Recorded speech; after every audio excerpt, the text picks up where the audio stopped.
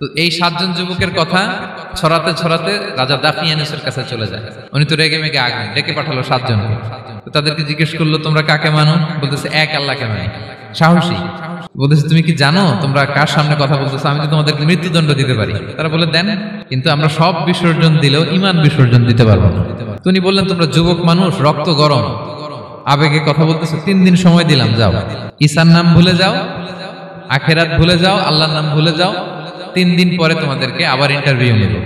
ওই দিন যদি একই কথা বলো, পাথর মেরে 7 জনকে দুনিয়া থেকে উড়িয়ে দেব। এবার 7 বন্ধু মিলে পরামর্শ করতে লাগলো, কি করতে পারি আমরা, এই গুণে ধরা সমাজকে আমরা কিভাবে বাঁচাবো, এই পৌত্তলিকতার ছোবল থেকে এই ইফসিস নগরীকে বাঁচাবো কি করে। নগরীটার নাম ছিল ইফসিস নগরী। বর্তমানে এটা তুরস্কের ইজমির শহরে অবস্থিত। এখনো জায়গাটা প্রত্নতাত্ত্বিকদের ওই ইয়েতে এটা সংরক্ষিত, এখনো টুরিস্টরা যায়। তো তারা বললো, আমরা ঈমান বিসর্জন দিব না, যদি আমরা ওদের কথা মেনে নিই আমরা তো মুশরিক হয়ে গেলাম, চলো আমরা এক কাজ করি, আমরা এলাকা ছেড়ে দিই। লোকালয় ছেড়ে দূরে একটা পাহাড়ের ভেতরে আশ্রয় নিল। পাহাড়ের ভেতরে একটা গুহা ছিল, এই গুহাকেই আরবিতে বলে আল কাহাফ। তো তাদের সাথে সাথে একটা কুকুরও যাচ্ছিল, এই কুকুরের কথা আল্লাহ সূরাতুল কাহাফে উল্লেখ করে দিয়েছে। তো তারা ভিতরে গেল, যে প্রচন্ড ক্লান্ত, তারা ঘুমিয়ে পড়ল। এই এক ঘুমে আল্লাহ 309 বছর কাটাই দিলেন। 309 বছর পরে এরা জাগল। এখন খুব ক্ষুধা, ঘুমে আর মোর ভাঙতেছে। আর একজন জিজ্ঞেস করতেছে, কি লম্বা সময় ঘুম দিলাম কোথায় আমরা? একজন বলতেছে, হ্যাঁ মনে সারাদিনই ঘুমাইছি আমরা। আরেকজন বলতেছে, না না সারাদিন না, দিনের কিছু অংশ হয়তো ঘুমাইছি। আসলে কয় বছর ঘুমাইছে? 309 বছর। এই 309 বছরের ব্যবধানে এই এলাকার সবাই মুসলিম হয়ে গেছে। তো ঘুম থেকে উঠছে, একজনকে তারা বললো যে লুকায় লুকায় চাদর মুড়ি দিয়ে কিছু রুটি নিয়ে আসো বাজার থেকে, যাতে তোমাকে না চিনে। কিছু পয়সা ছিল, মুদ্রা দিয়ে দিস। তো সে যে যখন দোকানদারের কাছ থেকে রুটি নিয়েছে আর মুদ্রা দিছে, দোকানদার বলে, এই মুদ্রা কোথা থেকে আসলো? তো রুটিওয়ালা বলে, তুমি বর্তমান সময়ের মুদ্রা দাও, এটা দিচ্ছ কেন? বলতেছে, এটা তো বর্তমান সময়ের মুদ্রা। বলতেছে, এই যে মুদ্রার মধ্যে দেখো কোন সালের সিল দেওয়া, এটা তো শত শত বছর আগে। বলতেছে, কি বলে শত বছর আগে? আমি তো আজকে সকালেই বাজার করলাম, ওই বাজার করে যে টাকাগুলো ছিল ওইটাই তো পকেটে। বলতেছে, বলে কি? নিশ্চয়ই তুমি গুপ্তধনের সন্ধান পেয়েছো, হিডেন ট্রেজার। মক্কার কুরাইশরা কোনোভাবেই যখন রাসূল সাল্লাল্লাহু আলাইহি ওয়াসাল্লামকে দমাতে পারছিল না, তখন তারা প্ল্যান করলো যে আমরা মদিনাতে যে মদিনার ইহুদিদের কাছ থেকে কিছু জেনে আসি। কারণ মক্কাবাসীদের নবী, রাসূল, ওহী, আখিরাত এগুলোর ব্যাপারে কোনো ধারণা ছিল না। তো ফলে তারা কুরাইশরা নজর ইবনে হারিস এবং উকবা ইবনে আবি মুঈত এই দুইজনকে পাঠালো, তোমরা মদিনায় যাও, মদিনায় ইহুদিরা থাকে, ইহুদিদের কাছে তাওরাত নাজিল হয়েছিল। They have idea regarding prophets and আখিরাত। আখিরাত কি, নবী কি, এগুলোর আইডিয়া তাদের আছে। তো তাদের দুইজনকে পাঠালো যে তোমরা যে তাদের জিজ্ঞেস করো যে আমাদের জ্ঞাতি ভাইদের মধ্যে থেকে একজন তো নবী দাবি করে, সে কি আসলেই নবী কিনা, আমরা কিভাবে বুঝবো? তো যেই চিন্তা সেই কাজ, তারা গেল মদিনাতে, মক্কা থেকে মদিনায়, যে খুলে বললো যে আমাদেরই এক ছেলে, আমাদেরই এক লোক বয়স 40 হওয়ার পর থেকে বলে আমি নবী, আমার কাছে ওহী আসে, আল্লাহ আমার কাছে বাণী পাঠায়, আর তিনি আমাকে বাণী বাহক করে পাঠিয়েছেন তোমাদের কাছে। এটা আসলে সত্য কিনা আমরা একটু কনফিউশনে আছি। তো ইহুদিরা বলল, তোমরা যে তাকে 3টি প্রশ্ন করবে, যদি উত্তর দিতে পারে বুঝবে সত্য নবী। 1 নম্বরে জিজ্ঞেস করবে যে মুহাম্মদ বলো তো আসহাবে কাহাফ কারা? আসহাবে কাহাফ সম্পর্কে তোমরা কি জানো? যে সূরাটার নাম সূরাতুল কাহাফ। কাহাফ মানে হচ্ছে কেই, গুহা, মানে গুহাবাসী।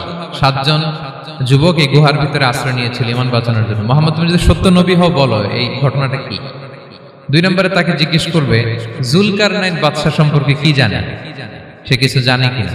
3 নম্বর তাকে জিজ্ঞেস করবে মা হুয়া রূহ, রূহ কি, যে রূহটা দেহে ঢুকলে মানুষ নড়ে চড়ে, প্রাণবন্ত একটা অ্যানিমেশন থাকে, এটা বের হয়ে গেলে সে ডেড বডি, লাশ হয়ে পড়ে থাকে। What is the origin of রূহ, স্পিরিট? এই 3টা প্রশ্নের উত্তর যদি জানে তাহলে আসলেই সে সত্য নবী। তারা এসে জিজ্ঞেস করলো মুহাম্মদ বলো আসহাবে কাহাফ কারা, বলো জুলকারনাইন কে, বলো রূহ কি। এই 3টা প্রশ্নের উত্তর যদি করতে পারো তাহলে বুঝবে তুমি সত্য নবী। রাসূল সাল্লাল্লাহু আলাইহি ওয়াসাল্লাম বললেন ঠিক আছে যাও, আগামীকাল উত্তর বলে দেব। তিনি ইনশাআল্লাহ বলতে ভুলে গেলেন। রাসূল সাল্লাল্লাহু আলাইহি ওয়াসাল্লামের ধারণা ছিল প্রতিদিনই তো জিবরাইল কোরআনের আয়াত নিয়ে আসে, তো তারই ধারাবাহিকতায় আগামীকাল আসবে, আমি জিজ্ঞেস করে নিব এই 3টা প্রশ্নের উত্তর। তারপরের দিন সবাই এসে হাজির, কিন্তু জিবরাইল আলাইহিস সালাম আসেন। রাসূল সাল্লাল্লাহু আলাইহি ওয়াসাল্লাম একটু বিব্রতকর পরিস্থিতিতে বললেন। তারা বলল তুমি তো আজকে অ্যাপয়েন্টমেন্ট দিয়েছো, ডেট দিয়েছো, বলো উত্তর বলো। রাসূল সাল্লাল্লাহু আলাইহি ওয়াসাল্লাম বলল আজকে না, আগামীকাল বলে দিলাম। রাসূল সাল্লাল্লাহু আলাইহি ওয়াসাল্লাম ইনশাআল্লাহ কথাটা মনে করতে পারতেছেন না। এরপরের দিনও তারা এসে হাজির, কিন্তু রাসূল ইসলাম উত্তর দিতে পারতেছেন না। তারপরের দিন এভাবে পিছাচ্ছেন রাসূল ইসলাম, ডেট দিচ্ছেন না। এভাবে একদিন, 2 দিন, 3 দিন না, 15 দিন। কয়দিন? এদিকে তো এই প্রশ্নের উত্তর জানার জন্য এখন 1-2 জন আসে না, দলে বলে কাফিররা আসে। কারণ রাসূল ইসলামকে এখানে অপমান করা যাচ্ছে, ছোট করা যাচ্ছে, হেয় করা যাচ্ছে। তারা এসে হাসাহাসি করে। আবু বকর, ওমর রাদিয়াল্লাহু আনহুকে বলে, দেখো তোমরা না বলছো সত্য নবী, উনি সত্য নবী হলে তো প্রথম দিন উত্তর দিয়ে দিতে পারতো, পারে না কেন? এটা থেকে বোঝা যাচ্ছে তিনি আসলে মিথ্যাবাদী। 15 দিন রাসূল সাল্লাল্লাহু আলাইহি ওয়াসাল্লামের জন্য এত বিব্রতকর পরিস্থিতি আর ছিল না। 15 দিন পর আল্লাহ তাআলা আয়াত নাযিল করলেন, ওয়ালা তাকুলান্না বিশাইইন ইন্নী ফাইলুন যালিকা গাদা ইল্লা আইয়াশা আল্লাহ। অর্থাৎ হে নবী, ভবিষ্যতের কোনো কাজে যখন ওয়াদা দিবেন, কমিটমেন্ট করবেন, আপনি আইয়াশা আল্লাহ মানে ইনশাআল্লাহ বলা ছাড়া কখনো দিবেন না।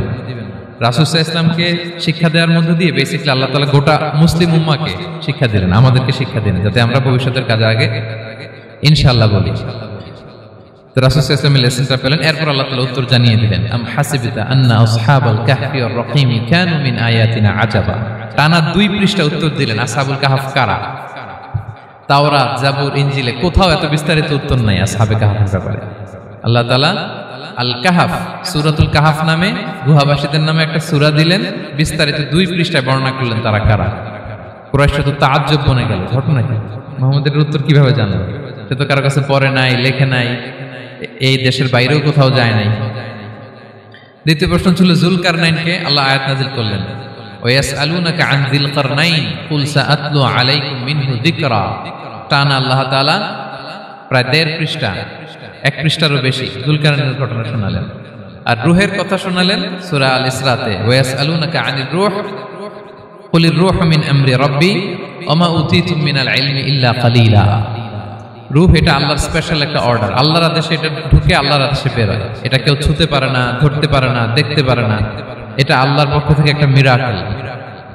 3টা প্রশ্নের উত্তর যখন আল্লাহ তাআলা দিয়ে দিলেন, রাসূল সাল্লাল্লাহু আলাইহি ওয়াসাল্লাম তাদেরকে সাবলীল ভাষায় শুনিয়ে দিলেন। তারা অবাক হয়ে গেল। এইটা হচ্ছে সূরাতুল কাহাফ নাজিল হওয়ার প্রেক্ষাপট। এরকম একটা সিচুয়েশনে নবুয়তির 5ম বছরে আল্লাহ তাআলা এই সূরাটা নাজিল করেছেন। এই সূরার কিছু ফজিলত আছে। রাসূল সাল্লাল্লাহু আলাইহি ওয়াসাল্লাম জুমার দিনে এই সূরাটা আমাদেরকে তেলাওয়াত করতে বলেছেন। আপনারা তেলাওয়াত করেন তো? সূরা কাহাফ যদি জেনে না থাকেন আজকে থেকে করবেন। রাসূল সাল্লাল্লাহু আলাইহি ওয়াসাল্লাম বলেছেন যে জুমার দিনে যে এই সূরা কাহাফ তেলাওয়াত করবে, মান ক্বারা সূরাতাল কাহফি ফি ইয়াউমিল জুমআতি আদাআ লাহু মিনান নূরি মা বাইনাল জুমআতাইন। 2 জুমার মাঝখানে আল্লাহ তাআলা এই জুমার সময়টাকে তার জন্য আলোকিত করে দেয়। কি করে দেয়? আলোকিত করে দেয়। একটা নূর তার জন্য সেট করে, এই নূর তাকে হেদায়েতের পথে অবশিষ্ট রাখে। এটা হচ্ছে একটা। তাহলে জুমার দিন আমরা সূরা কাহাফ তেলাওয়াত করব, মনে করি এটা সুন্নাহ। জুমার দিনের সুন্নাহগুলোর মধ্যে থেকে একটা সুন্নাহ হচ্ছে সূরা কাহাফ তেলাওয়াত করা। আবার আরেকটা হাদিসে রাসূল সাল্লাল্লাহু আলাইহি ওয়াসাল্লাম বলেছেন, মান হাফিযা 10 আয়াতিন মিন আউয়ালি সূরাতিল কাহফি উসিমা মিন ফিতনাতিদ দাজ্জাল। যে ব্যক্তি সূরা কাহাফের প্রথম 10 আয়াত মুখস্থ করবে, সে দাজ্জালের ফিতনা থেকে মুক্তি পাবে। দাজ্জালের নাম তো আপনারা শুনেছেন, ভয়ঙ্কর ডেঞ্জারাস একটা ক্যারেক্টার। পৃথিবীর শুরু থেকে শেষ পর্যন্ত এর চেয়ে বড় ফিতনা আসেনি, আসবেও না।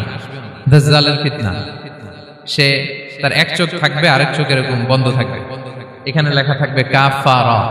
কোনোভাবেই তাকে দমানো যাবে না, হত্যা করা যাবে না। আল্লাহ নবী ঈসা আলাইহিস সালাম তাকে হত্যা করবেন। তো যে ব্যক্তি সূরা কাহাফ তেলাওয়াত করবে, সূরা কাহাফের প্রথম 10 আয়াত বিশেষ করে মুখস্থ রাখবে, আল্লাহ তাআলা উসিমা মিন ফিতনাতিদ দাজ্জাল, দাজ্জালের ফিতনা থেকে তাকে বাঁচাবেন। তা আমরা দাজ্জালের ফিতনা থেকে বাঁচতে চাই কি চাই না? আমরা যেন সূরা কাহাফের প্রথম 10 আয়াত মুখস্থ করি, সূরা কাহাফ যেন জুমার দিন আমরা তেলাওয়াত করি। So now the question arises, what is the relationship of Suratul Kahf with Dajjal? দাজ্জালের সাথে সূরা কাহাফের রিলেশনটার কারণ কি? একটা মেকানিজম তো এখানে আছে। এত সূরা থাকে, রাসূল সাল্লাল্লাহু আলাইহি ওয়াসাল্লাম কেন বলেন যে সূরা কাহাফ পড়লে দাজ্জালের ফিতনা থেকে বাঁচবে? কারণটা কি? এর কারণ হচ্ছে দাজ্জাল আমাদেরকে যে সমস্ত জিনিস দিয়ে ফিতনায় ফেলবে, ওই ফিতনাগুলোর সলিউশন আল্লাহ তাআলা সূরা কাহাফের ভিতরে রেখে দিয়েছেন। দাজ্জাল 4টা জিনিস দিয়ে আমাদেরকে ফিতনায় ফেলবে। That's trial of faith, 1 number.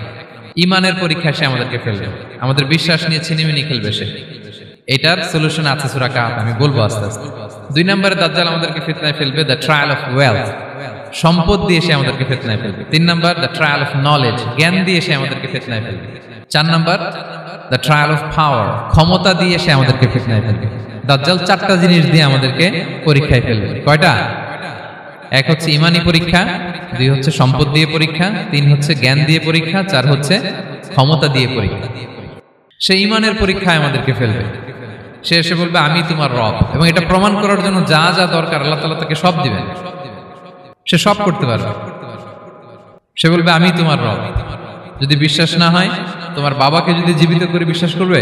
অনেকে বলবে হ্যাঁ আমার আব্বাকে জীবিত করে দেখান, তো তার বাবাকে ঠিকই সে জীবিত করে ফেলবে। আসলে শয়তান তার বাবার সুরাত নিয়ে সামনে দাঁড়াবে, আরে তাই তো, এটাই তো আমার বাবা, এটাই তো আমার দাদা। মানুষ ফিতনায় পড়ে যাবে, ইমানের ফিতনায়। সে ভাববে আসলে এটাই বোধহয় আমার রব, এবং তাকে এত ক্ষমতা দেয়া হবে, তার ডান দিকে থাকবে জান্নাত, বাঁ দিকে জাহান্নাম। তার কাছে আল্লাহ এটা দিবে, যে তার কথা শুনবে তাকে সে জান্নাতে ঢুকাবে, কিন্তু জান্নাতে ঢুকে সে জাহান্নামের শাস্তি ভোগ করবে। এটা তার বাইরের মানুষ বুঝবে না, অ্যাপারেন্টলি এটা জান্নাত। আর যে তাকে মানবে না তাকে সে জাহান্নামে ফেলবে, কিন্তু জাহান্নামে ঢুকলেও সে জান্নাতের নাজ নেয়ামত ভোগ করবে। তাহলে এই যে ইমানের ফিতনায় সে ফেলে দিবে আমাদেরকে। তো ইমান কি করে বাঁচাবো, এটা সলিউশন আমি শোনাবো আপনাদের। 2 নম্বরে, সে আমাদেরকে সম্পদ দিয়ে ফিতনায় ফেলবে। যার যা লাগবে সে তাই দিতে পারবে, যা লাগবে। সে যদি আকাশকে বলে আকাশ বৃষ্টি দাও, যাকে তারা মানবে ওই এলাকায় বৃষ্টি হবে, সুজলা সুফলা শস্য শ্যামলা হবে, সে সমস্ত এলাকা ফল মূলে ভর্তি হবে, বরকত আর বরকত। আর যে এলাকার লোকেরা, জনপদের লোকেরা তাকে মানবে না, সে বলবে ওখানে বৃষ্টি হবে না, হবেও না। ওখানে খরা, দুর্ভিক্ষ, মাটি ফেটে চলছে, মানুষ না খেয়ে মরবে, মহামারী, দুর্ভিক্ষ দেখা দেবে। তখন বিশ্ববাসী মনে করবে এটাই বোধহয় আমাদের রব। তার মানে সম্পদ দিয়ে ফিতনায় ফেলে দেবে। 3 নম্বর হচ্ছে নলেজ, তার জ্ঞানের কাছে গোটা বিশ্ব হার মানবে। পূর্বের পরের যত জ্ঞান আছে সব আল্লাহ তাকে দিবে। ইলমুল আউয়ালিন ওয়াল আখিরিন, এমন কোনো প্রশ্ন নেই যেটা দিয়ে তাকে আটকানো যায়। যাই জিজ্ঞেস করবেন সব জানতা, সব বলে দেয়। ভবিষ্যৎবাণী বলে দিবে, বলবে আগামীকাল ওইখানে অমুক দেশে বোমা বিস্ফোরণ হবে, হবে ওইখানে, ওখানে দুর্ভিক্ষ হবে, হবে ভূমিকম্প হবে, হবে। সে যা বলবে তাই হবে। তার জ্ঞানের এই বহর দেখে মানুষ ফিতনায় পড়ে যাবে। 4 নম্বর হচ্ছে দ্য ট্রায়াল অফ পাওয়ার, ক্ষমতা। তার ক্ষমতার সামনে সবকিছু একেবারে ছিন্ন বিচ্ছিন্ন হয়ে যাবে, এত ক্ষমতা হবে তার। সে যেমনটি বলবে তেমনটি করতে হবে। বাতাসের চেয়ে দ্রুত বেগে সে এক দেশ থেকে আরেক দেশে চলে যাবে। তো তার এই সমস্ত অলৌকিক ক্ষমতা দেখে মানুষ ফিতনায় পড়ে যাবে। এবং এই ফিতনা, এই পরীক্ষার মুহূর্তগুলোতে মানুষ কিভাবে নিজেকে ধরে রাখবে তার সলিউশন আল্লাহ তাআলা সূরা কাহফে দিয়েছেন। এই 4টা ফিতনা থেকে বাঁচার জন্য আল্লাহ সূরা কাহফে 4টা ঘটনা উল্লেখ করেছেন। কয়টা? 1 নাম্বার হচ্ছে আসহাবে কাহফ, যুবকদের ঘটনা, 7 জন যুবকদের ঘটনা। ঈমান কি করে বাঁচাবেন, সলিউশন ওখানে। সম্পদের ফিতনা থেকে কিভাবে নিজেকে বাঁচাবেন, এজন্য একজন বাগানওয়ালার ঘটনা আল্লাহ সেখানে বলেছেন। জ্ঞানের ফিতনা থেকে কি করে বাঁচবেন, এজন্য আল্লাহ তাআলা মুসা আলাইহিস সালাম এবং খিজির আলাইহিস সালামের ঘটনা সেখানে উল্লেখ করেছেন। আর ক্ষমতার ফিতনা থেকে কি করে বাঁচবেন এটা বোঝানোর জন্য আল্লাহ তাআলা যুলকারনাইনের ঘটনা উল্লেখ করেছেন। 4টা ফিতনা থেকে বাঁচার জন্য কয়টা ঘটনা? 4টা ঘটনা। আমরা তাহলে একটা একটা করে ঘটনা শুনি, আমরা একটু উদ্ধার করার চেষ্টা করি যে কি কি সলিউশন আল্লাহ তাআলা আমাদের বাতল দিলেন। 1 নম্বর হচ্ছে আসহাবে কাহফের ঘটনা। এটা 250 খ্রিস্টাব্দের সময়কালে রোমান সাম্রাজ্যের একজন বাদশা ছিল, নাম দাকিয়ানুস, প্রতাপশালী বাদশা, পৌত্তলিক, মূর্তির পূজা করে। ঈসা আলাইহিস সালাম বিদায় নিয়েছেন, 250 বছর হলো। তো সব নবীর ধর্মই কিন্তু ইসলাম, যদিও আমরা নাসারা বলি, ইহুদি বলি, সব নবীদের ধর্মই কি ইসলাম। তো তিনি ছিলেন পৌত্তলিক, মূর্তির পূজা করত। আর তার এলাকায় কেউ যদি ঈসা আলাইহিস সালামের নাম নিত, আখিরাতে বিশ্বাস করত, আল্লাহ বিশ্বাস করত, তাদেরকে তারা পাথর মেরে হত্যা করত। এজন্য ভয়ে কেউ ঈসাই ধর্মে ঈমান আনত না, মানে ইসলামে ঈমান আনত না। এই রাজার ভয়ে সবাই মূর্তির পূজা করত। কিন্তু 7 জন যুবক ছিল, তারা স্রোতে গা ভাসিয়ে দেয়নি, স্রোতের বিপরীতে তারা ঈমান নিয়ে দাঁড়িয়েছে। তারা ঈসা আলাইহিস সালামের রেখে যাওয়া সত্য ধর্মের উপর ঈমান এনেছিল, আখিরাতে তারা বিশ্বাস করত। তো এই 7 জন যুবকের কথা ছড়াতে ছড়াতে রাজা দাকিয়ানুসের কাছে চলে যায়। উনি তো রেগে মেগে ডেকে পাঠালো 7 জনকে। তো তাদেরকে জিজ্ঞেস করলো তোমরা কাকে মানো? বলতেছে এক আল্লাহকে মানি। সাহসী, খুবই সাহসী। বলতেছে তুমি কি জানো তোমরা কার সামনে কথা বলতেছো, আমি তো তোমাদেরকে মৃত্যুদণ্ড দিতে পারি। তারা বলে দেন, কিন্তু আমরা সব বিসর্জন দিলেও ইমান বিসর্জন দিতে পারবো না। সুবহানাল্লাহ। তো উনি বললেন তোমরা যুবক মানুষ, রক্ত গরম, আবেগে কথা বলতেছো, 3 দিন সময় দিলাম, যাও ঈসার নাম ভুলে যাও, আখেরাত ভুলে যাও, আল্লাহর নাম ভুলে যাও, 3 দিন পরে তোমাদেরকে আবার ইন্টারভিউ নেব। ওই দিন যদি একই কথা বলো, পাথর মেরে 7 জনকে দুনিয়া থেকে উড়িয়ে দেব। তারা চলে গেল। এবার 7 বন্ধু মিলে পরামর্শ করতে লাগলো, কি করতে পারি আমরা, এই গুণে ধরা সমাজকে আমরা কিভাবে বাঁচাবো, এই পৌত্তলিকতার ছোবল থেকে এই ইফসিস নগরীকে বাঁচাবো কি করে। নগরীটার নাম ছিল ইফসিস নগরী। বর্তমানে এটা তুরস্কের ইজমির শহরে অবস্থিত। এখনো জায়গাটা প্রত্নতাত্ত্বিকদের ওই ইয়েতে এটা সংরক্ষিত, এখনো টুরিস্টরা যায়। তো তারা বলল আমরা ইমান বিসর্জন দিব না, যদি আমরা ওদের কথা মেনে নিই আমরা তো মুশরিক হয়ে গেলাম, চলো আমরা এক কাজ করি, আমরা এলাকা ছেড়ে দিই। এই 7 যুবক আল্লাহর উপর ভরসা করে তারা বাড়ি ঘর আত্মীয় স্বজন সব ছেড়ে দিয়ে, লোকালয় ছেড়ে দূরে একটা পাহাড়ের ভেতরে আশ্রয় নিল। পাহাড়ের ভেতরে একটা গুহা ছিল, এই গুহাকেই আরবিতে বলে আল কাহাফ। কি বলে? এই সূরার নাম কি? সূরাতুল কাহাফ। তো তাদের সাথে সাথে একটা কুকুরও যাচ্ছিল। তারা বারবার তাড়িয়ে দেওয়ার চেষ্টা করতেছিল কুকুরটাকে যাতে না যায়, কিন্তু কুকুর শুধু কান্না করে তাদের সাথে যাওয়ার জন্য, ঘেউ ঘেউ করতেছিল। এই কুকুরটাকেও সাথে নিল। ভালো মানুষদের সাথে থাকলে কি হয় দেখেন, এই কুকুরের কথা, যেহেতু 7 জন ইমানদারের সাথে একটা কুকুর ছিল, এই কুকুরের কথা আল্লাহ সূরাতুল কাহাফে উল্লেখ করে দিয়েছে। ওয়া কালবুহুম বাসিতুন যিরাআইহি বিল ওয়াসি। তো তারা ভিতরে গেল, যে প্রচন্ড ক্লান্ত, তারা ঘুমিয়ে পড়ল। কি করলো? এই এক ঘুমে আল্লাহ 309 বছর কাটায় দিলেন। কয়শো 9 বছর? 9 বছর ঘুম, সব ঘুম, প্রচন্ড ঘুম, ঘুম যেন আর কাটে না। 309 বছর পরে এরা জাগলো। এখন খুব ক্ষুধা, ঘুমে আর মোর ভাঙতেছে। আর একজন জিজ্ঞেস করতেছে কি লম্বা সময় ঘুম দিলাম কোথায় আমরা? একজন বলতেছে হ্যাঁ মনে সারাদিনই ঘুমাইছি আমরা। আরেকজন বলতেছে না না সারাদিন না, দিনের কিছু অংশ হয়তো ঘুমাইছি। আসলে কয় বছর ঘুমাইছে? 309 বছর। তো এদিকে সভ্যতার তো চেঞ্জ। এখানে ওই দাকিয়ানুস মরে, এর ছেলে মরে, এর নাতি মরে, পুতি মরে, এখন 6ষ্ঠ নম্বর রাজা আসছে। প্রজন্মের পর প্রজন্ম তো শেষ। 309 বছরে কমপক্ষে 4-5টা জেনারেশন চেঞ্জ হবে। তো জেনারেশন চেঞ্জ হয়ে, এলাকা চেঞ্জ হয়ে, তারা যে স্বপ্ন দেখেছিল এই ইফসিস নগরীতে কালিমার পতাকা উঠবে, তাদের স্বপ্ন আল্লাহ বাস্তবায়ন করেছেন। 309 বছরের ব্যবধানে এই এলাকার সবাই মুসলিম হয়ে গেছে।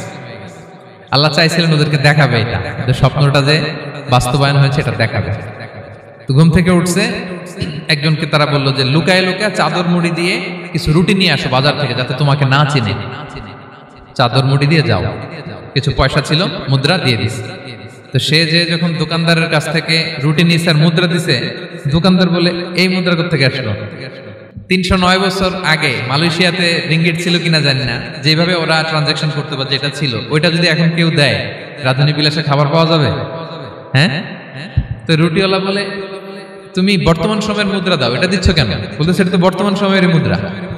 বলতেছে এই যে মুদ্রার মধ্যে দেখো কোন সালের সিল দেওয়া, এটা তো শত শত বছর আগে। বলতেছে কি বলে শত বছর আগে? আমি তো আজকে সকালেই বাজার করলাম, ওই বাজার করে যে টাকাগুলো ছিল ওইটাই তো পকেটে। বলতেছে বলে কি? নিশ্চয়ই তুমি গুপ্তধনের সন্ধান পেয়েছো, হিডেন ট্রেজার। বলো, মানে তার সাথে এদের কথাবার্তা কিছু মিলতেছে না।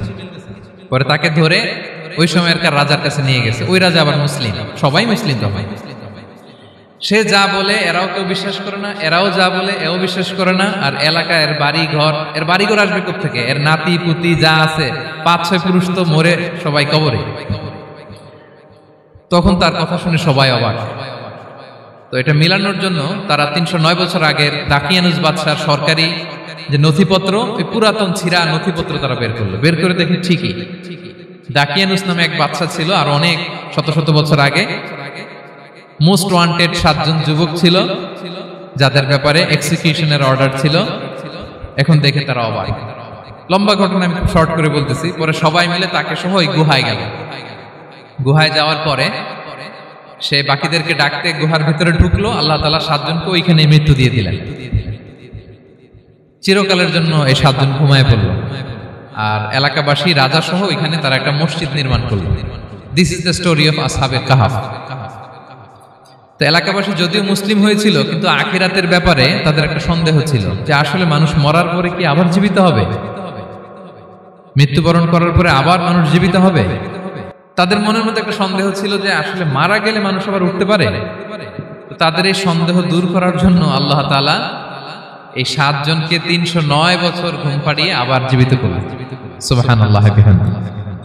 তাহলে ঈমান কিভাবে বাঁচাতে হয় এটার প্রেরণা আমরা এই 7 যুবকের কাছ থেকে পাই। এখানে যেটা আমরা শিখি প্রিয় ভাইরা, 1 নম্বর লেসন হচ্ছে আমাদের গুড কোম্পানি লাগবে, রাইটাস পিপল, মানে আমাদের সার্কেলটা ভালো হইতে হবে।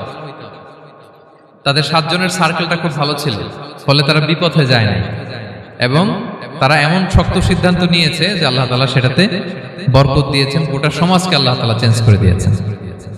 এটা হচ্ছে 1 নম্বর লেসন। আপনি ঈমান বাঁচাতে হলে আপনার সার্কেল ভালো লাগবে। খুঁজবেন যে এলাকায় যাবেন ওখানে নামাজি সার্কেল কারা আছে, ওখানে জ্ঞানী গুণী সার্কেল কারা আছে, ওখানে ভালো কাজ করতে চায়, একে অপরকে সহযোগিতা করে, কল্যাণের পথের যাত্রী কারা আছে খুঁজতে হবে আপনাকে। খুঁজে ওই সার্কেলে আপনি যুক্ত হবে, তাইলে ঈমান বাঁচানো যাবে। ক্লিয়ার? 2 নাম্বার হচ্ছে conflict between believers and disbelievers it's universal. সত্য মিথ্যার লড়াই এটা চিরন্তন, আজীবন থাকবে। এটা ওনাদেরও ছিল, এখনো আমাদের লড়াই করে যেতে হচ্ছে, আমাদের ভবিষ্যৎ প্রজন্মও করবে। এই লড়াইটা আমরা করে যেতে চাই। কি বলেন?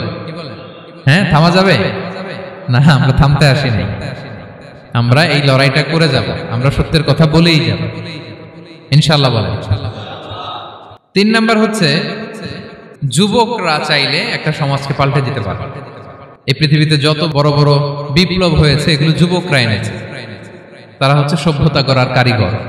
আসহাবে কাহাফ আমাদের এই সময়ের নওজওয়ানদের জন্য প্রেরণা, তারা আমাদের জন্য প্রেরণার বাতিঘর। তারা যেমনি ঈমানকে রক্ষা করেছে, আমাদের যুবকরা চাইলেও তাদের ঈমানি চেতনাতে স্পিরিট দিয়ে সমাজটাকে পাল্টে দিতে পারে। কি বলেন? এখানে বেশিরভাগই তো যুবক। হ্যাঁ, গুড সার্কেলে থাকবেন তো আপনারা? সত্যের পক্ষে সবাই থাকবেন তো? আল্লাহ তাআলা কবুল করুন। আচ্ছা, এবার 2 নাম্বার ছিল সম্পদের ফিতনা, কিভাবে বাঁচবেন। আসহাবে কাহাফের পরে সূরা কাহাফে আল্লাহ তাআলা একজন বাগানওয়ালার ঘটনা বলেছে। 2 জন বন্ধু, একজন একটু গরিব, সে বিশ্বাসী, আরেকজন ধনী, সে অবিশ্বাসী। তাকে আল্লাহ তাআলা বিশাল বড় খেজুরের বাগান আর আঙ্গুরের বাগান দিয়েছেন, বিশাল অনেক বড় বিজনেস ম্যাগনেট। তো এই সম্পদের অহংকার সে করত। সে প্রায় তার গরিব বন্ধুকে বলতো যে তোর চেয়ে আমার সম্পদও বেশি, সন্তানও বেশি, জনবল বেশি, লোকবল বেশি, অর্থবল বেশি, সব বেশি। অহংকারে তার পা মাটিতে পড়তো না। আর সে আখিরাতে অবিশ্বাস করত এবং সে বলতো যে এই সম্পদ আমারে বাঁচাবে, চিরকাল আমাকে স্মরণীয় করে রাখবে, এই সম্পদ কোনোদিন যাবে না। অনেক বড় বড় ধনীরা আছে, তারা এরকম মনে করে যে আমি এত বড় সিআইপি, হ্যাঁ, আমি এত বড় বিজনেস ম্যাগনেট, এই দিন বোধহয় আর চেঞ্জ হতে পারে না, আমার আজীবনই বোধহয় এত পাওয়ার থাকবে, এত সম্পদ থাকবে। এটা ভুল ধারণা। এটা কি ভুল ধারণা? এই যে তুরস্কে দুর্ভিক্ষ হইল না, আপনারা দেখছেন না যে অনেক সম্পদের মালিক বাড়ি ঘর ভেঙে রাস্তার ফকির। এখন ওই যে ডিফিউজিদের জন্য যে খাবার আসছে ওখানে লাইনে দাঁড়াইছে, কারণ এখন লাইনে না দাঁড়ালে খাবারও তো মিলবে না। 1000 কোটি টাকার মালিক ছিল, ভেঙে চুরে সব শেষ। এখন রিলিফের নেওয়ার জন্য দুস্থদের কাতারে ওখানে দাঁড়াইছে, কারণ দাঁড়াইলেই কিছু খাবার পাওয়া যাবে, খিচুড়ি পাওয়া যাবে, তা না হলে তো খাবারটাও মিলবে না। এই যে বঙ্গবাজারে আগুন লাগলো আমাদের বাংলাদেশে, 20টা-25টাও দোকান ছিল অনেকের যাদের অন্যান্য বিজনেস আছে তারা হয়তো সার্ভাইভ করতে পারতেছে, কিন্তু এমন অনেক ব্যবসায়ী ছিল সব শেষ, জ্বলে পুড়ে তার টাকা পয়সা পুঁজি স্বপ্ন সব শেষ। তো ধনীকে গরিব বানাতে আল্লাহর 1 সেকেন্ডও লাগে না। ওই বিশাল প্রাসাদ থেকে টেনে ভাঙ্গা থালা হাতে দিয়ে রাস্তায় নামাইতে আল্লাহর কয় সেকেন্ড লাগে বলেন তো? 1 সেকেন্ডও লাগে না। সো এই লেসনটা কিন্তু আমাদের নিতে হবে। এবং ওই ব্যক্তির নসিবে তাই ঘটেছিল। সে যখন অহংকার করতেছিল, আল্লাহ তাআলা আকাশ থেকে হুসবান একটা আগুন পাঠালো। ওই আগুন এসে তার আঙ্গুরের বাগান, তার খেজুরের বাগান, বিশাল মাইলকে মাইল এই বাগান জ্বালিয়ে পুরো মুহূর্তের মধ্যে সারকার করে, এবং মুহূর্তের মধ্যে সে পথের ভিখারি, ফকির। এই ঘটনাটা এনে আল্লাহ তাআলা সম্পদশালীদেরকে রিমাইন্ডার দিলেন যে এই সম্পদের ফিতনায় তোমরা পড়ে যেও না। আমরা সম্পদশালী হলে বাস্তবতা অনেক সময় ভুলে যাই। সূরাতুল হুমাজাতে আল্লাহ তাআলা বলেন ইয়াহসাবু আন্না মালাহু আখলাদা। সম্পদশালীরা মনে করে এই সম্পদ আমাকে চিরকাল বাঁচিয়ে রাখবে, চিরকাল বোধহয় এই সম্পদ আমার হাতে থাকবে না। এটা হাতের ময়লা, আজ আছে কাল নাই, যে কোনো সময় চলে যেতে পারে। এটা হচ্ছে ম্যাটেরিয়ালিস্টিক আউটলুক, বস্তুবাদী চিন্তা থেকে এই আমাদের ধনী ভাইদের এই সমস্যাটা হয়।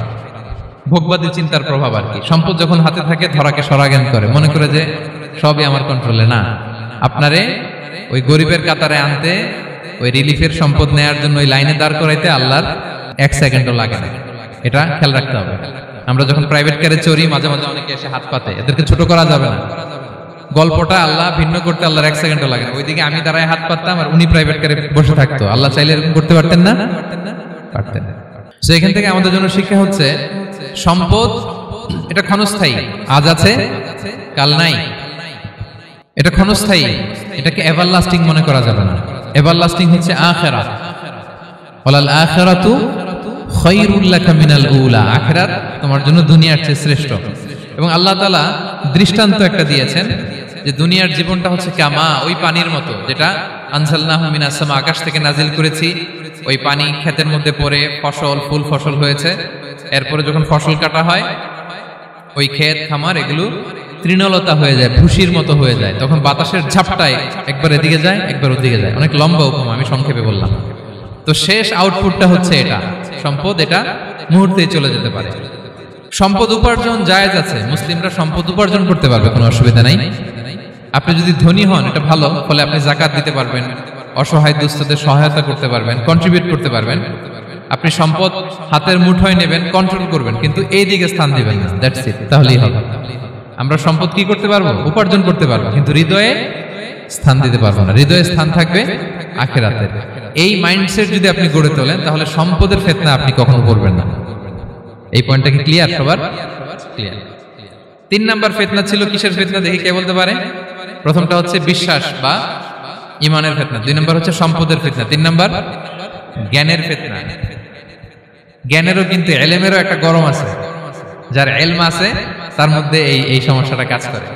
সেটার জন্য আল্লাহ তাআলা মুসা আলাইহিস সালাম, খিজির আলাইহিস সালামের ঘটনা বলেন। আমি খুব সংক্ষেপে বলবো, সময় কম। মুসা আলাইহিস সালাম হচ্ছে বনি ইসরাইলের নবী, আর খিজির আলাইহিস সালাম কেউ বলেছেন নবী, কেউ বলেছেন আল্লাহর ওলি। আসলে আরবিতে ওনার নাম খদির, আমরা বাংলায় বলি খিজির। খদির মানে সবুজ। উনি যে কোনো জায়গায় বসলে ওখানে মরা গাছ, লতা পাতা এগুলো সবুজ হয়ে যেত। অনুর্বর এলাকার উপর দিয়ে হেঁটে গেলে ওটা উর্বর হয়ে যেত। তো মুসা আলাইহিস সালাম একবার ওয়াজ করতেছেন এইভাবে বনি ইসরাইলের সামনে, খুতবা দিচ্ছেন। হঠাৎ এক লোক দাঁড়ায় বলে, ইয়া নবী আল্লাহ, মান আ'লামু ফিল আরদ, বর্তমান পৃথিবীতে সবচেয়ে জ্ঞানী কে? মুসা আলাইহিস সালাম বলেন, ফাকালা আনা, আমি। কি বললেন? উনি আসলে ভুল কিছু বলেন নাই, কারণ প্রত্যেক জামানার নবীকেই আল্লাহ তাআলা সবচেয়ে বেশি জ্ঞান দিয়ে পাঠান, কারণ তার কাছে ওহীর জ্ঞান আসে, অদৃশ্যের খবর আসে, ইলমুল গায়ব আসে। কিন্তু এই উত্তরটা আল্লাহ তাআলার পছন্দ হয় না। আল্লাহ তাআলা চাচ্ছিলেন মুসা যদি বলতো আল্লাহ তাআলাই জানে কে জ্ঞানী বা আল্লাহই সবচেয়ে জ্ঞানী, এরকম হলে ভালো হতো। কিন্তু মুসা আলাইহিস সালাম কি বলছে? আমি। এখন প্রশ্ন করলো সবচেয়ে বড় জ্ঞানী কে? উনি কি বললেন? আমি। এই যে আমি এটাতে ঝামেলা আছে। আমি বড়, আমি জানি, আমি সব। This is problematic. আল্লাহ এটা পছন্দ করলেন না। আল্লাহ তাআলা মুসা আলাইহিস সালামকে বললেন, মুসা তুমি যে বলছো তুমি জ্ঞানী, না তুমি জ্ঞানী না, তোমার চেয়ে বড় জ্ঞানী আছে। মুসা আলাইহিস সালাম বলে, তাই নাকি? আমার চেয়ে বড় জ্ঞানী কে? তো আল্লাহ তাআলা বললেন, ইযহাব ইলা মাজমাইল বাহরাইন, 2 সাগর বা 2 নদীর মিলনস্থলে যাও, ওখানে আমার এক বান্দা আছে তোমার চেয়েও জ্ঞানী। মুসা আলাইহিস সালাম বললেন, তাই নাকি? তো আল্লাহ, আমি কিভাবে চিনব?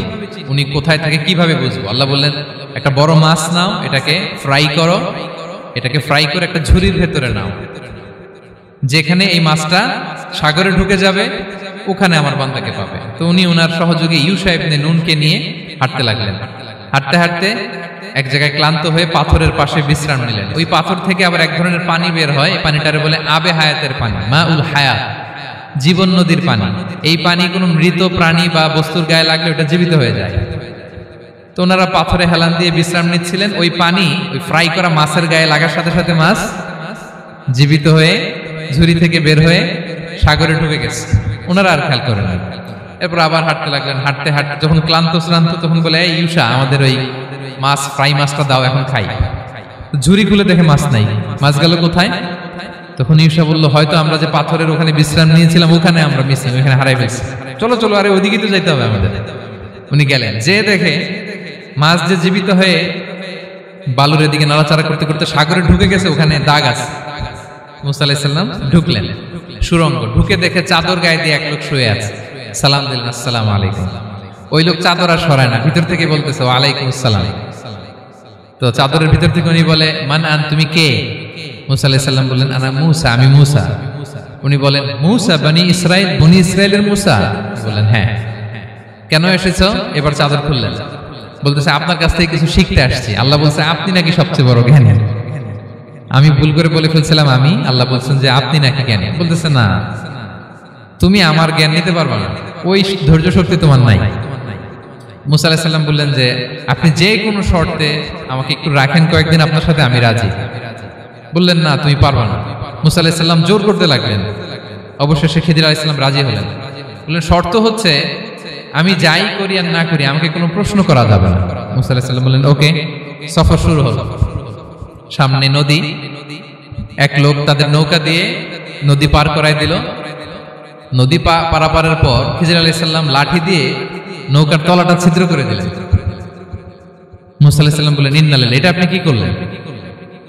ওরা আমাদেরকে নদী পার করে দিল, আর যে ভাড়াটা আসছিল এটাও নিল না, আমাদেরকে সম্মান দেখালো, আপনি নৌকা ছিদ্র করে দিলেন। খিজির আলাইহিস সালাম বলছে এই যে আমি বলছিলাম না তুমি ধৈর্য ধারণ করতে পারবে না, যাও তোমার রাস্তায় তুমি, আমার রাস্তায় আমি। মুসা আলাইহিস সালাম আবার ক্ষমা চাচ্ছেন যে আপনি আমার ক্ষমা করেন, আমি তো ভুলে গেছি, আর প্রশ্ন করবেন না। চলতে লাগলেন। হঠাৎ বাচ্চারা খেলতেছে, এক বাচ্চাকে ধরে হত্যা করলেন খিজির আলাইহিস সালাম। এবার তো মুসা আলাইহিস সালাম রেগে গেছে, আপনি করলেনটা কি? নিষ্পাপ ফুলের মতো শিশুকে হত্যা করলেন। খিজির আলাইহিস সালাম বলে এই যে আমি জানতাম যে তুমি ধৈর্য ধারণ করতে পারবে না, তোমার রাস্তা এক, আমার রাস্তা এক, যাও। এবার মুসা আলাইহিস সালাম করজোর করতেছে যে this is the last chance, একটা ফাইনাল চান্স দেন, একটা সুযোগ দেন, আর আমি প্রশ্ন করব, এটাই লাস্ট। বললেন ওকে ঠিক আছে। হাঁটতে হাঁটতে এক ইহুদি বসতির সামনে যে হাজির, দুজনই খুব ক্ষুধার্ত, খাবার চাইলো, এরা আবার কৃপণ, খাবার দিল না। তো খিজির আলাইহিস সালাম বললেন ঠিক আছে, খাবার যেটা দিচ্ছেন আমরা চলে যাই। যাওয়ার পথে দেখতেছে এই এলাকার একটা দেয়াল ভেঙে পড়ে যাবে। তিনি বললেন মুসা চলো এটা ঠিক করে দেই।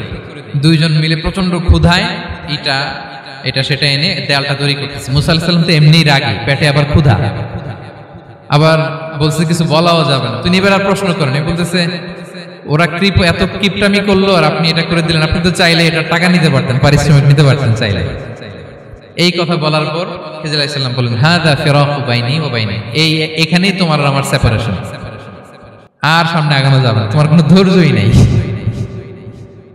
তো এতটুকু তোমাকে আমি বলি যে আমি একটাও আল্লাহর আদেশ ছাড়া করি নাই, আল্লাহর আদেশে আমি করেছি। কি? এক নম্বর হচ্ছে ওই যে আমাদের ভাড়া নিতে চাইলো না, আমাদেরকে পার করে দিল, নৌকাটা ছিদ্র করেছি কারণ এই এলাকায় একজন জালিম বাদশা আছে, সে নৌকা পেলেই গরিব মাঝিদের নৌকা সিজ করে নিয়ে যায়। তো এটাকে যখন তলায় ছিদ্র করে দিছি, এই রাজার লোকেরা এসে দেখবে যে এটা তলা ছিদ্র, তো পানি ঢুকতেছে, এটা নিবে না, ওরা পরে সামহাও এটা রিপেয়ার করে চালাইতে পারবে। মুসা আলাইহিস সালাম বলে সুবহানাল্লাহ, তাই তো, এটা তো আমি বুঝতে পারি নাই। আর ওই ছোট শিশুটাকে হত্যা করছি, ও অনেক বড় জালিম হবে এলাকা, তার ফিতনায় এলাকাবাসী তটস্থ থাকবে, সে তার মা বাবাকেও জাহান্নামে নেবে, এজন্য আল্লাহ তাআলা আদেশ দিয়েছেন আমাকে, আল্লাহর আদেশে আমি তাকে হত্যা করেছি। মুসা আলাইহিস সালাম বললেন তাই তো, এটা তো অনেক ভালো কাজ করছেন তাইলে। তো বলতেছে তাহলে ওইটা বলেন, খাবারও দিল না, এত কৃপণ, এদের দেয়াল কেন ঠিক করতে গেলেন আপনি? তখন তিনি বললেন যে আসলে এটা একটা ইয়াতিমদের ঘর ছিল, দুইটা ইয়াতিম শিশু, তাদের বাবা মা খুব ভালো ছিল, আর এই দেয়ালের নিচে আছে গুপ্তধন, এই দেয়ালটা পড়ে যাবে, এই গুপ্তধন তারা ছোট মানুষ নিতে পারবে না, এলাকাবাসী তাদেরকে বঞ্চিত করে নিয়ে যাবে। আমি দেয়াল গড়ে দিলাম যাতে করে তারা যখন প্রাপ্তবয়স্ক হয় নিজেদের সম্পদ নিজেরা বুঝে নিতে পারে। সুবহানাল্লাহ ওয়া বিহামদিহি। মুসা আলাইহিস সালাম বলে তাই তো, এগুলো তো আমি বুঝতে পারি নাই। তো এই ছিল খুব সংক্ষিপ্ত পরিসরে মুসা আলাইহিস সালাম খিজির আলাইহিস সালামের ঘটনা। তো রাসূল সাল্লাল্লাহু আলাইহি ওয়াসাল্লাম বুখারীতে একটা চমৎকার কথা বলেছেন, তিনি বলেছিলেন ওয়াদিদনা আন্না মুসা সাবার হাত্তা ইউকাসা আলাইনা মিন আমরিহিমা। রাসূল সাল্লাল্লাহু আলাইহি ওয়াসাল্লাম বলেছিলেন ইস, আমার ভাই মুসা যদি আরেকটু ধৈর্য ধরতো তাহলে আরো কিছু অজানা তথ্য আমরা জানতে পারতাম। এখান থেকে, এই ঘটনা থেকে আমরা কি শিখলাম? প্রথম যেটা আমরা শিখলাম, জ্ঞান নিয়ে বড়াই করতে নেই, ঠিক কিনা? জানার কোনো শেষ নেই, জাননেওয়ালার উপরও জাননেওয়ালা আছে, জ্ঞানীর উপরও জ্ঞানী আছে। আপনি কিছু জেনেই মনে করবেন না আমি সব জানি, আপনার চাইতেও বেশি জ্ঞানী অনেকে আছে। অনেক সময় বক্তার চাইতেও শ্রোতারা অনেক জ্ঞানী। হয়তো এখানে এমন অনেক জ্ঞানী লোক আছে যার ধারে কাছেও আমরা কেউ নেই, হতে পারে।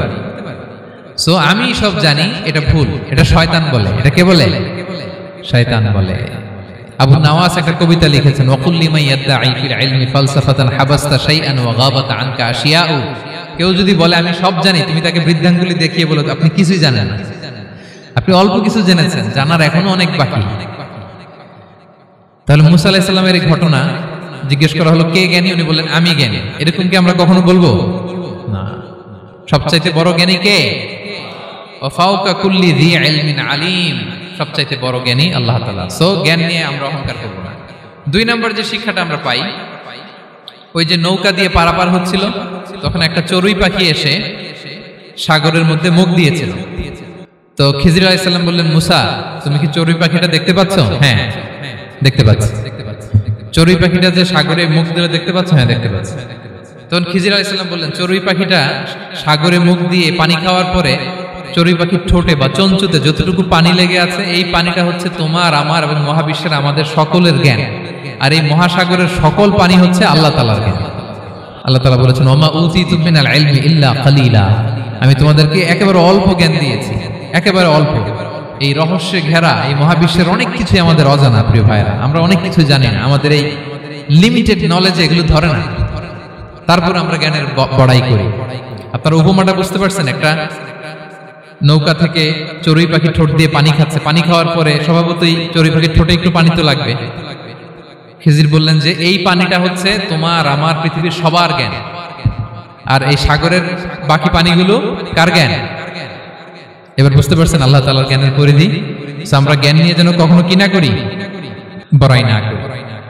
জ্ঞান 2 ধরনের, একটা বাহ্যিক জ্ঞান, একটা অন্তর্নিহিত জ্ঞান। External knowledge, internal knowledge. আমরা যখন কোরআন হাদিস পড়ি আমাদের বাহ্যিক জ্ঞান অর্জন হয়। কোরআন হাদিস পড়লেই আপনি জ্ঞানী হয়ে যান। এটা কোরআন হাদিস পড়তে হয়, এটা ডাইজেস্ট করতে হয়, এটার উপর আমল করতে হয়।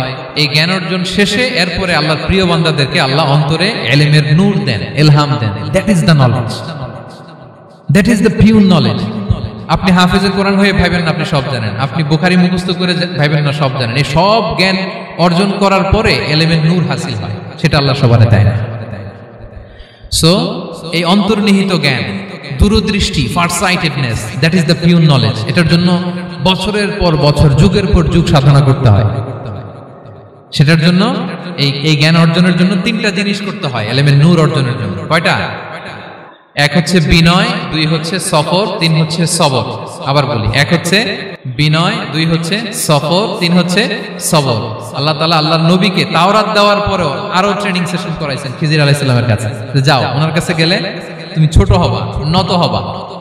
জ্ঞান যদি আমি নিতে চাই আমাকে ছোট হইতে হবে। ধরেন একটা গ্লাস থেকে একটা খালি গ্লাসে পানি ঢালবো, তো যেটাতে নেওয়া হবে এটা উপরে থাকলে হবে? যেই গ্লাসটার মধ্যে পানি আছে এটা উপরে থাকবে, ওইটা ব্ল্যাঙ্ক গ্লাসের মধ্যে পড়বে। আপনি নলেজ, ইলম নিতে চাইলে আপনাকে নিচে থাকতে হবে, উনি উপরে থাকবে। আপনার শায়েখ আপনাকে দিবে, আপনার উস্তাদ আপনাকে দিবে, আপনার মুর্শিদ আপনাকে দিবে। বুঝতে পেরেছেন? তাহলে আমাদেরকে হাম্বলনেস লাগবে। শিখতে হইলে হাম্বল হইতে হয়, বিনয়ী হইতে হয়।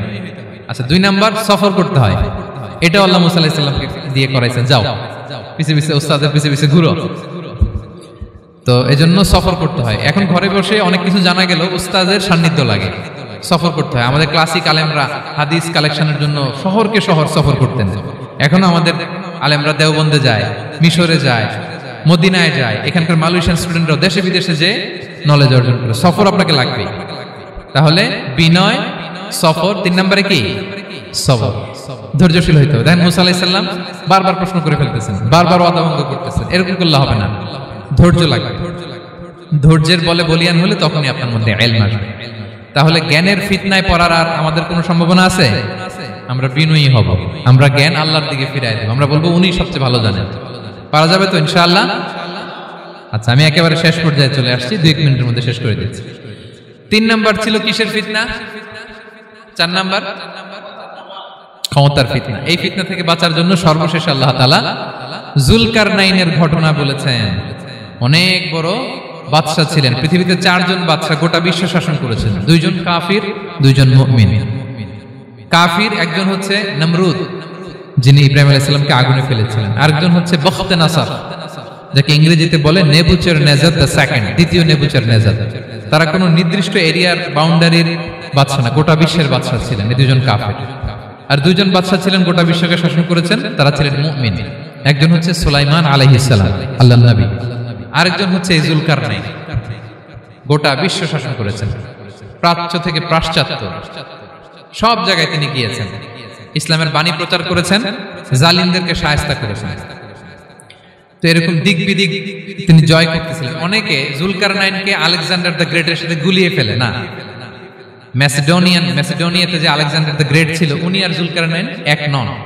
জুলকারনাইন হচ্ছে আল্লাহ তাআলার প্রিয় একজন বান্দা, অনেক বড় সাহসী বীর পুরুষ ছিলেন, গোটা বিশ্বে ইসলাম প্রচার করেছেন। করতে করতে করতে করতে অনেক বড় ঘটনা, আমি সব শেষের ঘটনাটা বলি। উনি জর্জিয়া, বর্তমান যে জর্জিয়ার তিবলিসি এরিয়া, এখানে এসে একটা এলাকার সন্ধান পেলেন, যারা ওনাকে এসে বলল যে এখানে একটা জঙ্গলি গ্রুপ আছে যাদের নাম ইয়াজুজ মাজুজ, তারা এসে আমাদের উপর হামলা করে। হে জুলকারনাইন, আমরা আপনাকে ট্যাক্স কালেক্ট করে দিচ্ছি, আপনি তাদের মাঝে আর আমাদের মাঝে একটা প্রাচীর তৈরি করে দেন। আপনারা ইয়াজুজ মাজুজের নাম শুনেছেন না? ইংরেজিতে বলে গগ ম্যাগগ। নূহ আলাইহিস সালামের 4 সন্তান ছিল, হাম, সাম, ইয়াফাস, কানাআন। এই ইয়াফাসের বংশধর হচ্ছে ইয়াজুজ মাজুজ, জঙ্গলি, হাজার হাজার শুধু বংশ বিস্তার করে। তারা এসে লোকালয়ে মানুষের উপর আক্রমণ করে, তাদের গবাদি পশু এগুলো ছিনিয়ে নেয়, ফলমূল খেয়ে ফেলে। তো জুলকারনাইন বাদশার কাছে যখন বিচার দেওয়া হলো, উনি বললেন ঠিক আছে, তোমাদের ট্যাক্স দেয়া লাগবে না, তোমরা শারীরিক পরিশ্রম করে আমাকে সাহায্য করো। তো উনি বর্তমানে হচ্ছে এক পাশে কৃষ্ণ সাগর, ব্ল্যাক সি, আরেকদিকে কাস্পিয়ান হ্রদ বা কাস্পিয়ান সাগর, এর মাঝখানে 1200 কিলোমিটার লম্বা মাউন্টেন রেঞ্জ, পাহাড়ি এরিয়া, আপনারা গুগলে দেখবেন। এইখানে দুই পাহাড়ের মাঝখানে ফাঁকা জায়গায় তিনি বড় বড় লোহার পাত প্রথিত করলেন, গেড়ে দিলেন। এরপরে তামা, সীসা গালিয়ে বিশাল একটা ওয়াল তৈরি করলেন। এটা জুলকারনাইন উনার বানানো ওয়াল বা ড্যাম, প্রাচীর। এখন আর ইয়াজুজ মাজুজ আসতে পারে না, ওরা আর আসতে পারে না। ওরা প্রতিদিন এটা ভাঙার চেষ্টা করে, কিন্তু ভাঙতে ভাঙতে আরেকটু ভাঙলেই ভেঙে যাবে। ওরা বলে আগামীকাল ভেঙে ফেলবে, ইনশাল্লাহ বলতে ভুলে যায়। এজন্য এরপরের দিন এসে দেখে আবার এটা আগের মতো হয়ে আসে। কিয়ামতের আগ দিয়ে ওদের মধ্যে এই ইনশাআল্লাহর প্রেরণা আসবে। তাদের একজন বলে উঠবে, আগামীকাল ইনশাআল্লাহ আমরা এটা ভেঙে খান খান করে দেব, ঠিকই ভেঙে ফেলবে। তখন তারা ভেঙে চুরে কুটি কুটি ইয়াজুজ মাজুজের দল এসে হামলে পড়বে। সামনে পড়বে তাবারিয়া সাগর, একদল এসে তাবারিয়া সাগর এমন ভাবে খাবে, এই দল যাওয়ার পরে আরেক দল এসে এখানে যে সাগরে যে পানি ছিল এটা কল্পনাই করতে পারবে না। তারা পৃথিবীতে ফিতনা ফাসাদ করবে। ঈসা আলাইহিস সালাম তখন আসবেন, দোয়া করবে আল্লাহ তাআলার কাছে মুমিনরা, একটা মহামারী দিবে আল্লাহ তাআলা ইয়াজুজ মাজুজের মধ্যে, ওরা মরে যাবে সব। এরপর বিশাল এক পাখি এসে তাদেরকে আল্লাহর মর্জি মাফিক এমন এক জায়গায় ফেলে আসবে, কেউ জানবে না। তো তারা যে পচে গলে মাটির সাথে মিশেছিল, এই গলিত লাশ থেকে মাটি খুব উর্বর হয়ে যাবে। এরপর আল্লাহ তাআলা পৃথিবীর মধ্যে বারাকা দিবেন, কিছু রোপণ করলে তাড়াতাড়ি ফুলে ফেপে বড় বড় ফলমূল হচ্ছে। তো এটা কিয়ামতের আলামতের অন্য কোনো আলোচনায় হয়তো আমরা বলবো। তো জুলকারনাইন তিনি বিশাল এখানে প্রাচীর তৈরি করে দিয়েছিলেন, এবং প্রাচীর তৈরি করে দিয়ে তাদেরকে বলেছিলেন যে যতদিন আল্লাহ তাআলা চাইবেন এটা থাকবে, এবং যেদিন আল্লাহ তাআলার আদেশ আসবে এটা ভেঙে খান খান হয়ে যাবে। তার মানে দেখেন, এত পাওয়ারফুল, এত শক্তিশালী, এত ক্ষমতাধর হওয়ার পরেও তিনি তার ক্ষমতাকে কার দিকে ফিরিয়ে দিয়েছেন? যে আল্লাহ যতদিন চাইবে এই প্রাচীর টিকে থাকবে, যেদিনই আল্লাহ তাআলার আদেশ আসবে এই প্রাচীর ভেঙে খান খান হয়ে যাবে। সো আমরা ক্ষমতার দেখা পেলে, চেয়ার একটা পেলে আমরা যেন জালিম হয়ে না উঠি, এটা হচ্ছে এখান থেকে শিক্ষা। আমরা যেন জুলুম না করি। উনি সম্পদের মালিক ছিলেন, ক্ষমতার মালিক ছিলেন, কিন্তু উনি যে আল্লাহর বান্দা এটা ভুলে যান নাই। আমরা যখন ক্ষমতাশীল হই, আমরা যখন প্রধানমন্ত্রী হই, আমরা যখন প্রেসিডেন্ট হই, আমরা যখন পাওয়ারফুল হই, আমাদের সবচেয়ে বড় পরিচয় যে আমরা আব্দুল্লাহ, আল্লাহর গোলাম, এটা আমরা ভুলে যাই। আমাদের আসল পরিচয় কি? আমরা আল্লাহর গোলাম। আমরা যে আল্লাহর গোলাম, এই চিন্তাটা, এই সেন্সটা যদি আমাদের মাথায় থাকে, তাহলে ক্ষমতা আমাদেরকে দাম্ভিক বানাতে পারে না, আর ওই ক্ষমতা আমাদেরকে ফিতনায়ও ফেলবে না। তাহলে সম্মানিত সুধী, দাজ্জাল কয়টা জিনিস দিয়ে আমাদেরকে ফিতনায় ফেলবে? 4টা। দ্য ট্রায়াল অফ ফেইথ, ইমানের পরীক্ষা; দ্য ট্রায়াল অফ ওয়েলথ, সম্পদ দিয়ে পরীক্ষা; দ্য ট্রায়াল অফ নলেজ, জ্ঞানের পরীক্ষা; দ্য ট্রায়াল অফ পাওয়ার, ক্ষমতার পরীক্ষা। আর ইমানের পরীক্ষায় উত্তরণের জন্য আল্লাহ তাআলা আমাদেরকে এই সূরায় আসহাবে কাহফের ঘটনা শুনিয়েছেন, যে 7 জন যুবক তারা তাদের ইমানকে হেফাজত করেছিল। সম্পদের ফিতনা থেকে বাঁচানোর জন্য আল্লাহ তাআলা আমাদেরকে এক বাগানওয়ালার কাহিনী জানিয়েছেন, যে সম্পদ পেয়ে তোমরা দাম্ভিক হয়ে যাও না, এটা আজ আছে কাল থাকবে না। জ্ঞানের পরীক্ষা থেকে আমাদের মুক্তির জন্য আল্লাহ তাআলা অনেক বড় করে আল্লাহ নবী মুসা আলাইহিস সালাম এবং খিজির আলাইহিস সালামের ঘটনা শুনিয়েছেন, আমাদের বুঝিয়েছেন যে আমাদেরকে বিনয়ী হতে হবে, জ্ঞানের জন্য সফর করতে হবে এবং সবর করতে হবে। সব শেষে আল্লাহ তাআলা ক্ষমতার ফিতনা থেকে বাঁচানোর জন্য ক্ষমতাধর, আমরা তো একটা দেশের মালিক হই এখন, অমুক দেশের প্রেসিডেন্ট, অমুক দেশের প্রধানমন্ত্রী, উনি গোটা বিশ্বের প্রতাপশালী রাজা ছিলেন জুলকারনাইন। তারপরেও উনি যে আব্দুল্লাহ, উনি যে আল্লাহর গোলাম, এটা তিনি ভুলে যাননি। তাহলে এইভাবে যদি আমরা এই ফিতনাগুলো থেকে বাঁচার চেষ্টা করি, তাহলে এই ফিতনা থেকে আমরা বেঁচে থাকতে পারবো। এবং দাজ্জাল যদি এই মুহূর্তেও আসে, সে আমাদেরকে বিভ্রান্ত করতে পারবে না। পারবে? পারবে না ইনশাআল্লাহ। ইনশাআল্লাহ বলেন।